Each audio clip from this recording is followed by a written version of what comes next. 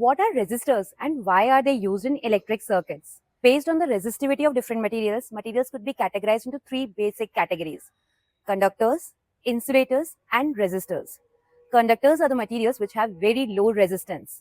Insulators have very high resistance so that they don't allow any current to pass through them. The resistors are the device that have considerably high resistance, but they still allow the current to pass through them, but they resist the flow of electrons. So the resistors are used in electric circuits to limit the flow of current passing through it. Let's see that with an example. Let's compare the resistance of a geyser, that is a high power rating appliance, with a CFL, that is a low power rating appliance. Suppose we have an electric geyser that has a power rating of 2000 watt.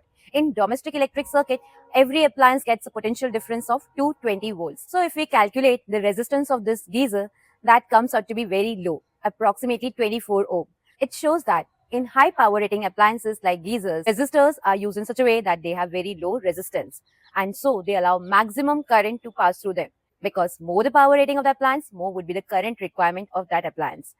But if we compare that with a 15 watt CFL, then we see that its resistance is very high.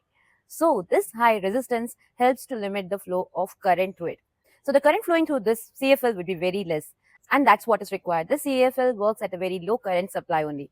So for low power rating appliances, a resistor having very high resistance is used so that the current flowing through the circuit remains very low. And in household circuits, all the appliances are connected in parallel. So the current gets divided among various appliances depending on their current needs, depending on the resistors they are having. So I hope that makes you clear with the concept of resistors being used in electric circuits.